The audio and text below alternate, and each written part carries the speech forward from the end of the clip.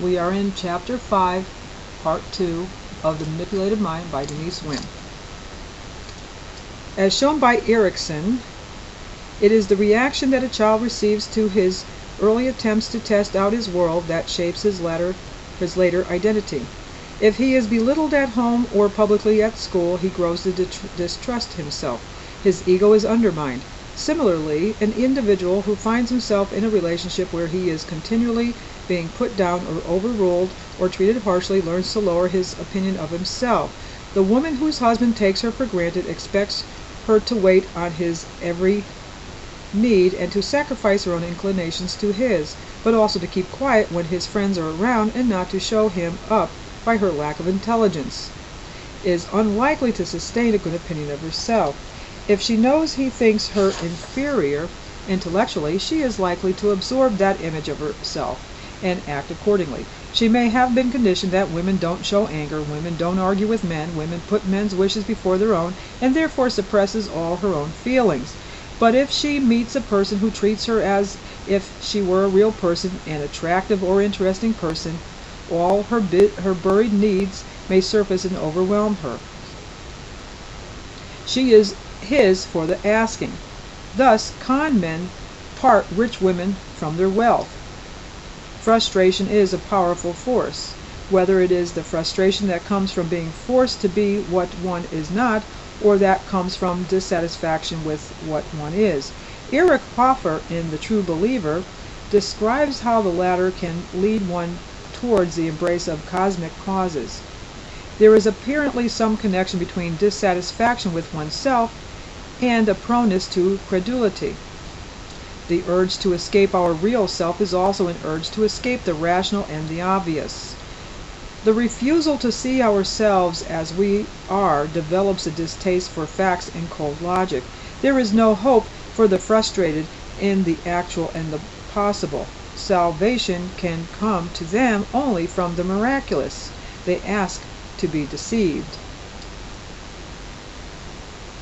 It has very commonly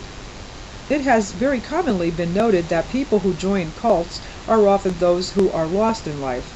Many who joined cults over the last decade were hippies in the decade before. Frustration with an imperfect world run on greed and power and subjection of the poorest and weakest, and particularly precipitated by Vietnam, led to the rise in America of the hippie movement with its accent on peace and love. Frustration of those ideals led many to turn to religion as a source of hope. A similar amorphous frustration with life led the Manson girls to join the family. Shefflin and Opton described their background in The Mind Manipulators. There was a common denominator among the women who joined the Manson's family. They all felt alone and afraid in the world around them, essentially the world of their parents. They saw no comfortable niche in life for themselves and drifted from one lifestyle to its direct opposite while searching for something to believe in and something to belong to.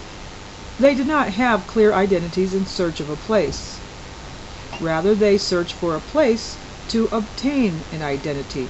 Each came to view Manson as a healer, a father, and a messiah who would teach them to find their place in the world. People frustrated by illness or loss are susceptible to the powers of healers and spiritualists. They want to believe that things can be different or that the clock can be turned back. Therefore, as Hoffer says, they are asking to be deceived. Disillusionment with life may derive from unrealistic expectations, such as the perfect storybook romance or the belief that it is easy to fall into the career of one's choice. But frustrated expectations of a realistic kind, such as earning enough to keep one's family clothed and fed, lead to a desperation that can make any offer of a solution uncritically appealing. Talk remarks Riley.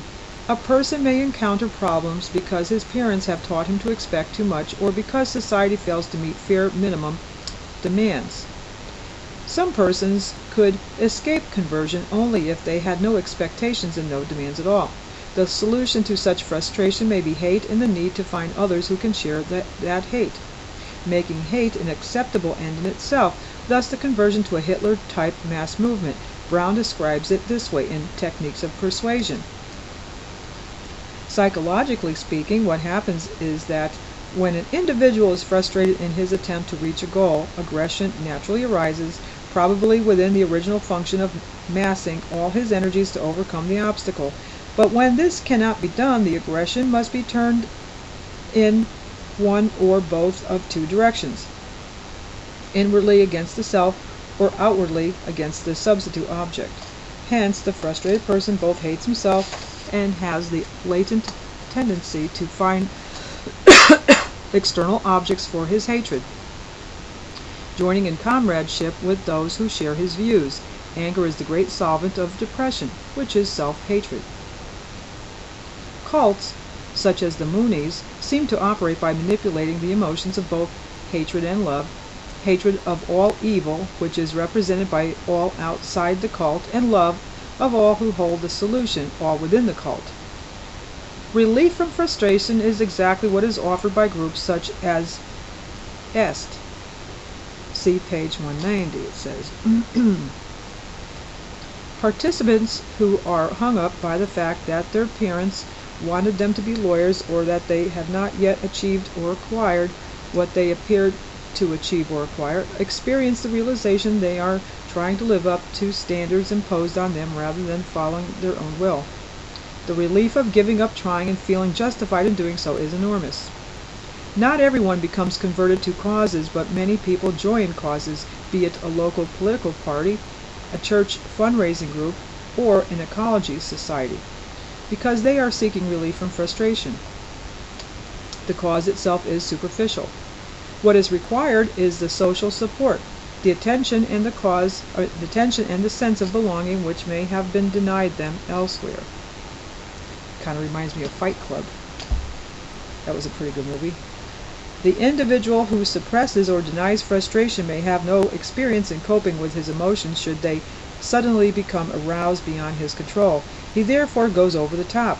The catharsis achieved by the releasing of such emotions may take on an unwarranted significance, and he casts about for reasons to explain them. Thus, at a revivalist meeting, he gets religion. He does not know how else to interpret his feelings. A senior psychologist at Broadmoor Hospital classified 56 murderers by a well-validated personality inventory. He found that nearly half were over-controlled types, who had lived very conforming lives and had learned never to show hostile or aggressive tendencies. He concluded that because their normal response was to repress hostility, if circumstances arose such that they could not suppress their feelings any longer, they would commit extreme aggressive acts because they lacked internal cues for when to stop.